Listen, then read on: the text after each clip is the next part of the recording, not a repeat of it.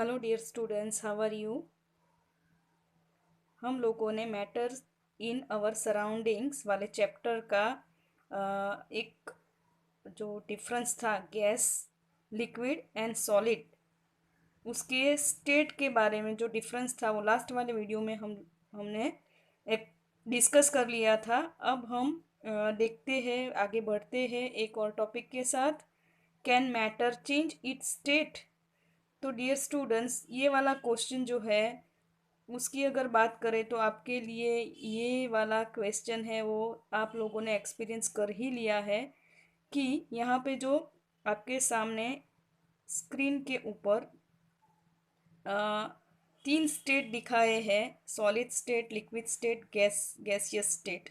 Okay, तो dear students, जब हम आइस को यानी कि वाटर के सॉलिड स्टेट को रूम टेम्परेचर पे ऐसे ही रखते हैं तो वो मेल्ट होना स्टार्ट होता है और लिक्विड स्टेट में आ जाता है। फिर वाटर को अगर हम हीट करते हैं तो वो धीरे धीरे वेपर बन जाती है उसकी, और साइंटिफिक वर्ड में बोले तो वो गैसियस स्टेट में कन्वर्ट हो जाता है। तो यहाँ पे जो पिक दी है उसमें आपको गैसियस स्टेट, उसके ऊपर बादल जो है वो दिखाए हैं, यानी कि वाटर इवोपरेट होके क्या बनता है बच्चों? बादल बनता है, सही है।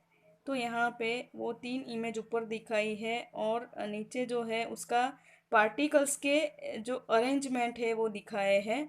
तो सॉलिड स्टेट में पार्टिकल एक दूसरे के बहुत करीब होते हैं, फोर्स ऑफ अट्रैक्शन उनके बीच में बहुत स्ट्रांग होता है और उसी के कारण जो सॉलिड का शेप होता है वो डेफिनेट होता है। हम्म जो आइस क्यूब होता है तो वो क्यूब हम क्यों बोलते हैं? ऊपर आइस के क्यूब दिए हैं ना बच्चों। हाँ, तो उसको आइस क्यूब क्यों बोलते हैं? क्योंकि उसका यहाँ पे शेप जो है वो क्यूब क्यूब है। क्यूब जो आइस बॉक्स में क्यूब होते हैं ना, तो जब निकालते हैं तो वही शेप में बाहर निकलता है, लेकिन मेल्ट होने के बाद जो है वो डियर स्टूडेंट्स कैसा शेप ले लेता है? जिस बर्तन में हमने उसको रखा है उसका शेप ले लेता है, यानी कि वो लिक्विड स्टेट में आ जाता है। और पार्टिकल्स को आप देख सकते हो कि पार्टिकल्स के बीच में अभी काफ़ी ज़्यादा डिस्टेंस है। लेकिन जब अगर गैसियस स्टेट में वो कन्वर्ट होता है तो आप देख सकते हो कि पार्टिकल्स एक दूसरे से कितने दूर जा चुके हैं डियर स्टूडेंट्स। तो आज हम जो ये सारे तीनों स्टेट की अगर बात करें तो एक क्वेश्चन मैंने बोला था, can matter change it's state.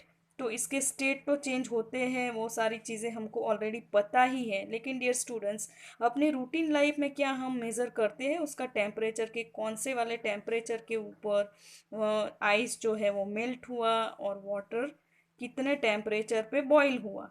ठीक है बच्चों, तो आज के टॉपिक में हम यही सारी बातें जो है एक एक्टिविटी में करने वाले हैं। तो आओ देखते हैं वो एक्टिविटी को। डियर स्टूडेंट्स, अभी आप लोगों के सामने एक डायग्राम है। ये डायग्राम में बीकर के अंदर आइस दिखाया है, तो हमें बीकर के अंदर 150 ग्राम आइस लेना है और वो बीकर में थर्मोमीटर कुछ इस तरह से आयन स्टैंड की हेल्प से हैंग करना है कि उसका जो टिप है वो बीकर के बॉटम से टच ना हो। वो टच इसलिए नहीं होना चाहिए क्योंकि इससे जो टेम्परेचर है वो रियल रीडिंग से काफ़ी ज़्यादा आएगा। तो हमें तो जो आइस है वहाँ का टेम्परेचर कितना है वही जानना है, इसीलिए जो डायग्राम में दिखाया है कि थर्मोमीटर की टिप जो है वो बॉटम से थोड़ी ऊपर है, उस तरह से उसको एडजस्ट करना है। फिर बर्नर की हेल्प से ये जो आइस रखा है उसको हमें हीट करना है। हीट करने पे बच्चों आप लोगों को पता है कि आइस क्या होगा, मेल्ट होगा। और हमें हमारा पूरा ध्यान जो है वो थर्मोमीटर पे रखना है कि उसमें टेम्परेचर जो है वो कितना बढ़ता है। यहाँ पे जब आइस मेल्ट होना स्टार्ट होगा तो हमें तुरंत रीडिंग नोट डाउन करना है कि आइस कितने टेम्परेचर पे मेल्ट होना स्टार्ट हुआ। उसके बाद टेम्परेचर हमें देते ही जाना है और टेम्परेचर हमें नोट डाउन करते जाना है कि पूरा जो आइस है वो सारा वाटर में कितने टेम्परेचर पे कन्वर्ट हो गया। ठीक है डियर स्टूडेंट्स। और उसके बाद उसके अंदर एक ग्लास रॉड रखना है और ग्लास रॉड रखने के बाद उसको कंटिन्यूअस स्टर करना है। लेकिन वो वाला एक्टिविटी का बी पार्ट देखने से पहले कुछ पॉइंट हम डिस्कस कर लेते हैं। तो यहाँ पे डायग्राम में आप देख सकते हो कि सॉलिड स्टेट में पार्टिकल कितने अच्छे से अरेंज थे, लेकिन जब हमने हीट देना स्टार्ट किया तो उसके जो पार्टिकल्स का अरेंजमेंट था वो आप देख सकते हो। लिक्विड स्टेट में वो जो पार्टिकल्स है वो क्या हो गए, वो अभी कोई डेफिनेट शेप में नहीं है या उसका कोई पर्टिकुलर अरेंजमेंट भी नहीं है। तो डियर स्टूडेंट्स, यहाँ पे ऐसा क्यों हुआ? ये लिक्विड के जो पार्टिकल्स है वो आप देख सकते हो कैसे बिखरे हुए पड़े हैं। तो उसका रीज़न क्या है?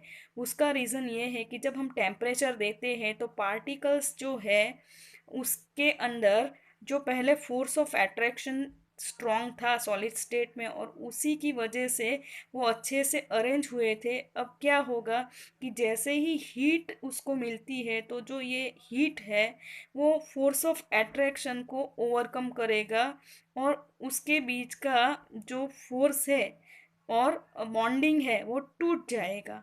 और टूटने की वजह से यहाँ पे पार्टिकल की जो काइनेटिक एनर्जी है, सारे जो पार्टिकल्स है उसकी काइनेटिक एनर्जी जो है वो इंक्रीज होगी। इंक्रीज होने के कारण वो वाइब्रेट होना स्टार्ट करेंगे। वाइब्रेट होके वो स्पीड धीरे धीरे इतनी बढ़ेगी कि एक टाइम पे वो फ्रीली मूव करना स्टार्ट करेंगे बच्चों। ठीक है? तो आ, कोई भी सब्सटेंस हो उसको अगर वो जो सारा सॉलिड स्टेट में से लिक्विड स्टेट में आ जाए उसी पॉइंट को उसका मेल्टिंग पॉइंट बोलते हैं। क्या डियर स्टूडेंट्स? सॉलिड जो है वो हीट देने पे टोटली लिक्विड स्टेट में आ जाए तो उसी को बोलते हैं उसका मेल्टिंग पॉइंट। तो डियर स्टूडेंट्स, यहाँ पे मैंने आप लोगों के लिए मेल्टिंग पॉइंट की डेफिनेशन लिखी है। The temperature at which a solid melts to become a liquid at the atmospheric pressure is called its melting point. तो डियर स्टूडेंट्स, अगर आइस की बात करें तो आइस का जो मेल्टिंग पॉइंट है वो 273.60 केल्विन है और अगर सेल्सियस की बात करें तो वो 0 डिग्री सेल्सियस होता है। डियर स्टूडेंट्स, यहाँ पे नीचे मैंने कुछ लिखा है कि अगर आप लोगों को सेल्सियस दिया हो तो उसको केल्विन में से हम सब्ट्रैक्ट कर लेंगे तो हमें वो वैल्यू जो है वो केल्विन में मिल जाएगी। और सॉलिड स्टेट जो है लिक्विड में कन्वर्ट होता है तो उसको सॉलिड का फ्यूज़न बोलते हैं। क्या डियर स्टूडेंट? फ्यूज़न बोलते हैं। तो ये प्रैक्टिकल में एक चीज़ नोटिस करने जैसी है कि स्टार्टिंग में जब आइस मेल्ट होना स्टार्ट करेगा तब टेम्परेचर में आप लोगों को थोड़ा सा डिफरेंस दिखेगा, लेकिन फिर एक टाइम के बाद जो टेम्परेचर है वो कांस्टेंट हो जाएगा। उसमें आप लोगों को कोई बदलाव नहीं दिखेगा जब तक सारा आइस जो है वो मेल्ट ना हो जाए। और उसी पॉइंट को हम बोलते हैं लेटेंट हीट ऑफ फ्यूज़न। क्या बोलते हैं बच्चों? Latent heat of fusion. तो ये कौन से कारण से ऐसा होता है कि जो थर्मोमीटर में मर्क्यूरी जो होता है वो एक ही पॉइंट पे स्टेबल हो जाता है या बहुत ज़्यादा बदलाव नहीं दिखता है? तो उसका रीज़न ये है लेटेंट। पहले तो लेटेंट वर्ड जो है उसका मीनिंग क्या है? लेटेंट मतलब हिडन।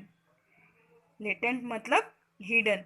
तो ये जो फिनोमेना है उसमें होता ये है कि जो सारे सॉलिड पार्टिकल्स के बीच में जो सारा बॉन्डिंग है, जो फोर्स ऑफ अट्रैक्शन है, वो सारा ओवरकम नहीं हो जाता तब तक जो हीट है वो यूटिलाइज होती रहती है और तब तक वो टेम्परेचर जो है वो ऊपर नहीं जाता। यहाँ पे मैंने डेफिनेशन लिखी है latent heat of fusion. The amount of that is require to change 1 kg of solid into liquid at atmospheric pressure at its melting point is known as the latent heat of fusion. So यहाँ पे एक word dear students add करना है, the amount of heat that is required to change 1 kg of a solid into liquid at atmospheric pressure at its melting point is known as the latent heat of fusion. तो dear students, मैंने यहाँ पे heat energy जो है वो mention कर दिया है। एक बार फिर से हम डेफिनेशन देख लेते हैं। The amount of heat energy that is required to change 1 kg of a solid into liquid at atmospheric pressure at its melting point is known as the latent heat of fusion.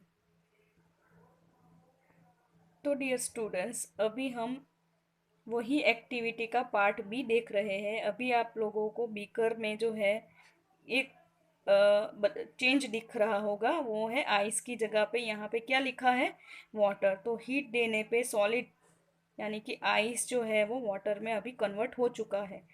अब dear students, करना क्या है, ये water को constant stir करना है। यहाँ पे एक ग्लास रॉड भी दिया है, ग्लास स्टरर लिखा है। क्या लिखा है डियर स्टूडेंट्स, ग्लास स्टरर लिखा है। तो ये ग्लास स्टरर की हेल्प से वाटर को कंटिन्यूअसली स्टर करना है, ताकि वो टेम्परेचर जो है पूरे हिस्से में एक सा रहे और उसकी रीडिंग हम नोट डाउन कर सके। तो डियर स्टूडेंट्स, अभी आपको ये देखना है कि वाटर जो है वो बॉईल होना कब स्टार्ट होता है। तो जब वाटर बॉईल होना स्टार्ट होता है तब थर्मोमीटर का टेम्परेचर हमें नोट डाउन कर लेना है, और उसके बाद हमें कंटिन्यूअसली ऑब्जर्वेशन ये रखना है कि ऑलमोस्ट वाटर जो है वो इवोपरेट कब हो जाता है। ठीक है बच्चों, और तब जाके वापस हमें टेम्परेचर नोट डाउन करना है। तो डियर स्टूडेंट्स, यहाँ पे भी वही एक बदलाव दिखेगा जो हमने एक्टिविटी के ए वाले पार्ट में देखा था, कि जो टेम्परेचर है वो शुरुआत में थोड़ा सा आप लोगों को बढ़ा हुआ दिखेगा, लेकिन उसके बाद जो है वो टेम्परेचर अगेन जो थर्मोमीटर का जो मर्क्यूरी है वो आपको स्टेबल दिखेगा, या थोड़ा बहुत हल्का सा उसमें चेंज दिखेगा। तो ऐसा क्यों होता है, ये जो वाटर का इवोपरेशन होना वो बल्क फिनोमिना है। और अ, मैंने बोला वैसे कि लेटेंट हीट ऑफ वेपोराइजेशन की वजह से ये जो मर्क्यूरी जो है वो वैसे का वैसा रहता है।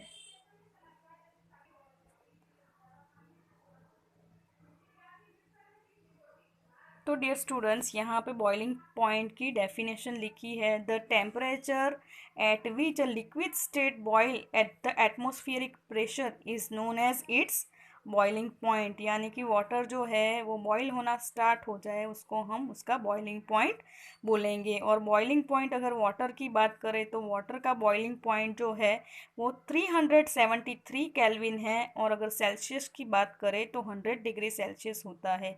यहाँ पे मैंने कुछ लिखा है नीचे की लाइन में। अगर आपको टेम्परेचर केल्विन में दिया सॉरी सेल्सियस में दिया हो, उसको केल्विन में आपको कन्वर्ट करना हो, तो सेल्सियस प्लस 273 केल्विन आप ऐड कर दोगे तो आपको आंसर केल्विन में मिल जाएगा। ठीक है बच्चों।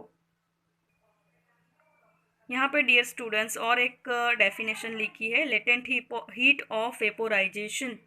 So latent heat of vaporization is the heat energy required to change 1 kg of a liquid to gas at atmospheric pressure at its boiling point। तो डियर स्टूडेंट्स, हम लोगों ने देखा कि जो सॉलिड स्टेट था उसको हीट देने से वो लिक्विड स्टेट में कन्वर्ट होगा, लिक्विड स्टेट को हीट देने से वो गैसियस स्टेट में कन्वर्ट होगा। अगर उसी तरह से गैसियस स्टेट को कूलिंग करने पे वो लिक्विड स्टेट में आ जाएगा, और लिक्विड स्टेट जो है उसका कूलिंग होने पे वो अगेन सॉलिड स्टेट में कन्वर्ट हो जाएगा। तो जो स्टेट है वो, अगर टेम्परेचर हम चेंज करते हैं तो जो स्टेट है वो चेंज होते रहते हैं। ये था आज की एक्टिविटी का इन्फरेंस। तो कंक्लूजन ये हुआ कि टेम्परेचर जो है वो स्टेट में वाइटल रोल प्ले करता है। तो डियर स्टूडेंट्स, आज का वीडियो हम यहीं पे एंड करते हैं। तो बस रीडिंग करते रहिए, स्टडी करते रहिए, आगे बढ़ते रहिए। ठीक है, बाय, टेक केयर।